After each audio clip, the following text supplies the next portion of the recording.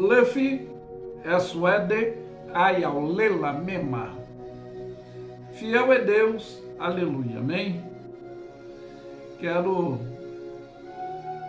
trazer um tema que são 7 pontos que eu vou trazer sobre a advertência acerca de falsas doutrinas. E o primeiro ponto é a orientação para sermos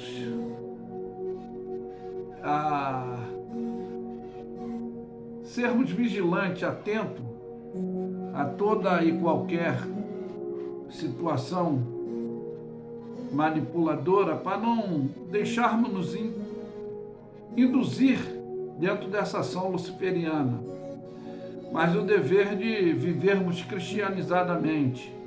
Então, esse primeiro ponto vai ser a orientação para não sermos manipulados, para não deixarmos nos induzir dentro dessa ação luciferiana e vivermos cristianizadamente.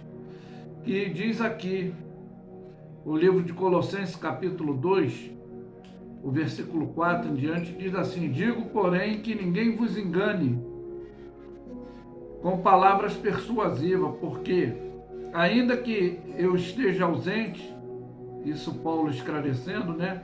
Quanto ao corpo, contudo, em espírito, estou convosco, regozijando-me, vendo a vossa ordem e a firmeza da vossa fé em Cristo.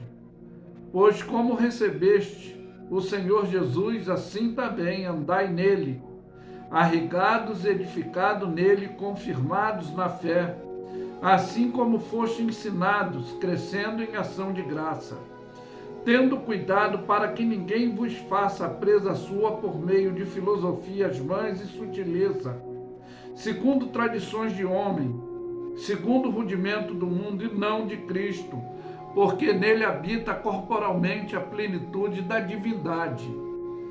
E havendo riscado a cédula que era contrária nas suas ordenanças, de alguma maneira nos era contrária, tirou do meio de nós, cravando na cruz, e despojando os principados e potestades, os expôs publicamente, dele triunfou em si mesmo. E ninguém vos domine pelo seu bel prazer, com pretexto de humildade, de culto a anjo, metendo-se em coisa que não viu, estando debalde, inchado na sua carnal compreensão. Então, o primeiro ponto observador é esse. Mas o segundo ponto que eu quero deixar bem nítido é o dever da nossa postura, da nossa proteção espiritual dentro dessa observação. E ele também faz uma restrição específica. Eu vou ler o capítulo 6 de Efésios, do versículo 10 em diante, que tem a epígrafe como armadura de Deus. Então, esse segundo ponto é esse dever de proteção espiritual nessa observação. E aí diz: no demais, irmão meus, fortalecei-vos no Senhor na força do seu poder, revesti-vos de armadura de Deus, para que possais estar firme contra as astutas ciladas do diabo. Porque não temos que lutar contra carne e sangue, mas sim contra principados e potestades, contra o príncipe das trevas desse século, contra as hostes espirituais da maldade, nos lugares celestiais em Cristo. Aí, Cristo, que é a nossa fortaleza, né? Porquanto tomai toda a armadura de Deus, para que possais resistir no dia maus, e havendo feito isso, fica firme. Porque estáis, pois, firmes, cingindo o vosso lombo com a verdade, e a vestidura da couraça da justiça, e calçando os pés na preparação do evangelho, tomando sobretudo o escudo da fé, no qual podereis apagar todos os dardos inflamados do maligno, tomando o capacete da salvação e a espada do Espírito, que é a palavra de Deus, orando em todo tempo, em toda oração e súplica, e nisso com com toda a perseverança e súplica por todos os santos. Mas tem uma restrição aqui específica que Paulo pede, né? E por mim para que me seja dada o abrir da minha boca palavras conclusivas de confiança, para que seja notório o ministério do Evangelho, pelo qual sou embaixador em cadeia, para que possa falar dele livremente como me convém. Aí ele já estava aprisionado fisicamente, aonde ele manda essas cartas orientadoras e observadora, como nesse terceiro ponto aqui também, para não sermos iludidos espiritualmente como ele foi no passado. É o que ele diz aqui no livro de Gálatas, no capítulo 1, o versículo 11 em diante. Ele diz assim, ó: faço-vos saber, irmão, que o evangelho que por mim foi anunciado não segundo o homem, porque não recebi nem aprendi de homem algum, mas pela revelação de Jesus Cristo. Porque já ouviste qual foi antigamente a minha conduta no judaísmo, como sobremaneira perseguia a igreja de Deus e o assolava. E na minha nação excedia em judaísmo a muitos da minha idade, sendo extremamente zeloso das tradições de meus pais. Mas tem um reconhecimento aqui que ele faz: mas quando prouve a Deus que desde o ventre da minha mãe me separou e me chamou para a sua graça. Então, especificamente, tinha já esse ponto observador dele passar por tudo isso, dele ter esse aprendizado, que eu sempre falo que o tolo, o ignorante, às vezes, ele se deixa se predominar, é a palavra de Hitler, que o ser humano é sábio, mas ele, em massa, ele se faz tolo, ele se deixa se induzir, porque o sábio aprende com o erro dos outros, o inteligente com os próprios erros. E agora, com a maturidade dele, ele nos dá essa orientação, porque ele passa dentro dessa visão celestial. Ele tem um espinho carnal, é quando ele esclarece e ele demonstra que a luta não é contra carne e sangue, temos que estar fortalecido com a armadura de Deus. Esse capítulo 12 diz que ele fala que, na verdade, convém-me gloriar, mas passarei a visão e revelações do Senhor. E aqui ele começa dizendo: conheço um homem que em Cristo há 14 anos, se no corpo eu não sei, se fora do corpo eu não sei, Deus o sabe, que foi arrebatado até o terceiro céu. E sei que tal homem, se no corpo eu não sei, se fora do corpo eu não sei, Deus o sabe, foi arrebatado ao paraíso e ouviu palavras inefáveis, que ao homem não é lícito falar. E de assim sim me gloriarei mais de mim mesmo, não me gloriarei senão nas minhas fraquezas. É o que ele está revelando, que agora ele não mais se considera empoderado, mas ele depende do legado do Espírito de Deus doutrinando dele. E ele diz: porque se quiser gloriar-me, não serei nércio, né? Porque diria a verdade, mas deixo isso, que para que ninguém cuide de mim mais do que em mim se vê ou se ouve. Ele não queria exaltação. E aí ele diz que para que não me exaltasse pela excelente revelação que foi me dado, um espinho na carne, a saber, um mensageiro de Satanás, para esbofetear-me a fim de não me exaltar. Ele reconhece, né? Ele tinha essa postura de autoridade, porque era aluno de Gamaliel e ia ser sucessor, mas é aquilo. Quando Deus doutrina o nosso espírito, todo conhecimento e procedimento ou comportamento errôneo do homem, ele passa a ser positivo e não negativo, porque ele diz aqui, acerca da qual 3 vezes orei ao Senhor para que desviasse de mim, e ele me disse, a minha graça te basta. Aí ele diz, porque o meu poder se aperfeiçoa na tua fraqueza, na nossa fraqueza. E aí ele diz que de boa vontade me gloriarei, não nas minhas fraquezas que habita em mim, mas o poder de Cristo. Então ele diz, pelo que sinto prazer na fraqueza, nas injustiças, nas necessidades, nas perseguições, nas angústias, por amor de Cristo, porque quando estou fraco, o amor de Cristo, porque quando estou fraco, o amor de Cristo me faz forte.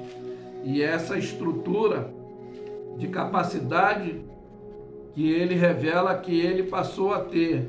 E dentro desse ensinamento, esse 4º ponto de fortalecimento, porque luta não é contra a carne e o sangue, e nós temos que estar fortalecidos, porque o fortalecimento e a proteção para não sermos indecisos, que não podemos servir a 2 senhores, aqui no capítulo 10 de 1 Coríntios, versículo 13 e 21, ele diz, não veio sobre vós tentação senão humana, mas fiel é Deus, que não vos deixará tentar acima do que podeis, antes com a tentação também dará o escape, para que possais suportar. Por quê? Não podeis beber do cálice do Senhor e do cálice dos demônios. Não podeis servir particularmente ou participar diretamente ou individualmente da mesa do Senhor e da mesa dos demônios. Tem que ter uma objetividade e você tem que ter uma estrutura. Então, o fortalecimento é que nós não podemos estar na indecisão.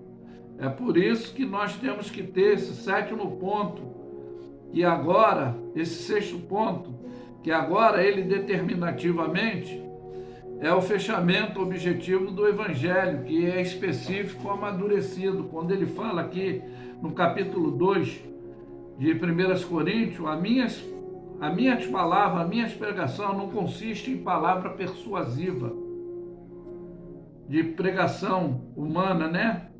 Mas ele diz aqui que a pregação dele não consistia em palavra persuasiva de sabedoria humana, mas na demonstração e na manifestação do Espírito Santo, que é o poder de Deus, para que a vossa fé não se apoiasse em sabedoria de homem, mas no poder de Deus.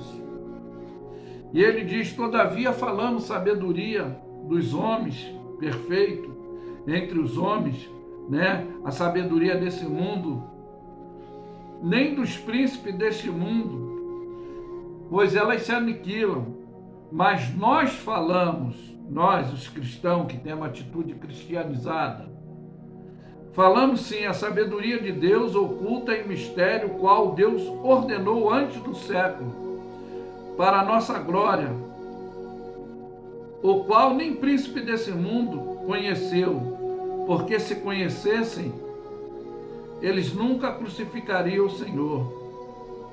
Mas como está escrito que olhos não viu, nem jamais penetrou no coração humano, não subiu no coração do homem, o que Deus preparou para aqueles que o amam. Mas Deus nos revelou pelo seu Espírito, que o Espírito penetra todas as coisas e as profundezas de Deus. E também, qual do homem sabe as coisas do homem, senão o Espírito do homem que está nele, né? Aí é para você ter um entendimento, as quais não falamos com sabedoria de palavras humanas, né? Mas falamos com aqui o Espírito Santo nos ensina, comparando as coisas espirituais com as espirituais. Aí é que vem que não podemos estar nessa divisão de servir a 2 senhores, na dúvida, na incógnita. Ora, o homem natural não compreende as coisas do Espírito de Deus, porque não se pode compreender e para eles parecem loucas. Por quê? Elas só se discernem espiritualmente. Eu sempre falo de dons espirituais que devemos buscar para ter discernimento de espírito. Mas o que é espiritual discerne tudo e de ninguém é discernido, porque quem conhece a mente do Senhor para que possa instruí-lo? Mas nós temos a mente de Cristo, é o que diz 2 Coríntios 5,17, se alguém está em Cristo Jesus, nova criatura é, as coisas velhas já se passaram, e eis que tudo se fez novo. E para fechar aqui o 7º ponto, é o determinado desse legado, que ele fala aqui no capítulo 3, e o versículo 13, ele diz aí, ó, ele fala assim, no versículo 11, aliás, ele fala assim: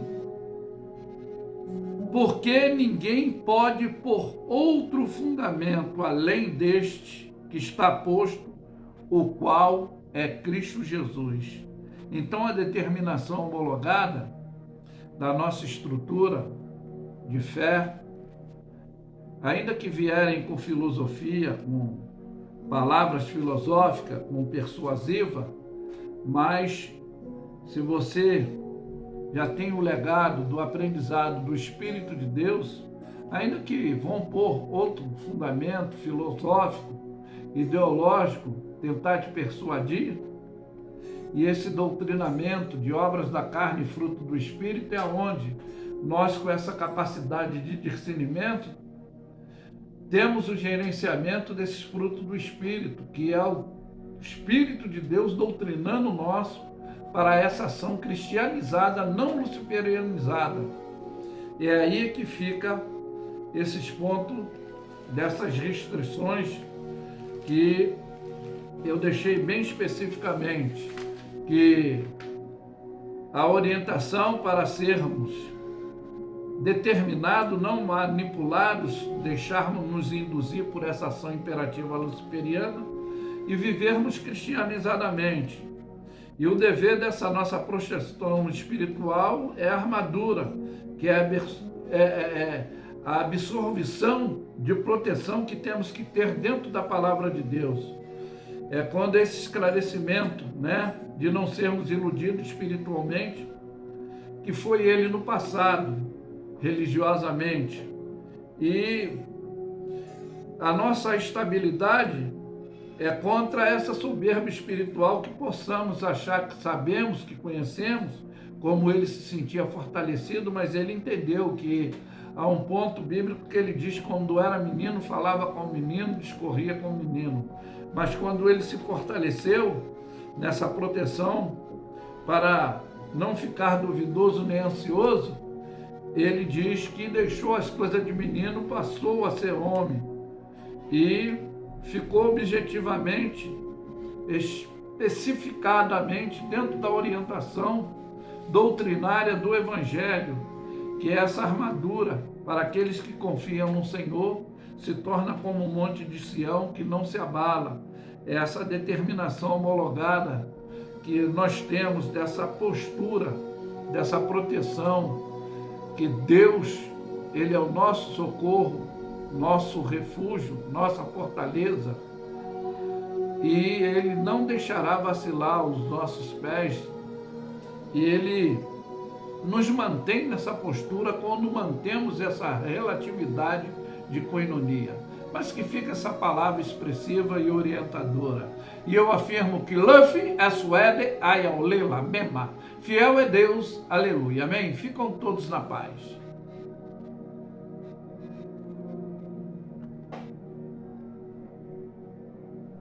Deus os abençoe.